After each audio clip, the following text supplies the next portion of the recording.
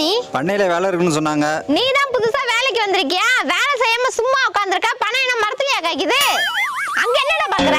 என்னையே கிண்டல் பண்றியா? உனக்கு சம்பளம் எவ்வளவு? 500 ரூபாங்க. இந்த 5000 ரூபாய் இதுல 10 நாள் சம்பளம் இருக்கு. இதுக்கப்புறம் இந்த பண்ண பக்கமே உன்னை பார்க்க கூடாது. போடா. யோ, என்னைய பண்ணைக்கு ஆள் வச்சிருக்க? வேலை செய்யாம சும்மா உட்கார்ந்திருக்க. அவன் பக்கத்து பண்ணையில வேலை செய்யறவன்டி. எதுக்கு வந்திருக்கான்னு தான் தெரியல. என்னடா சொல்ற?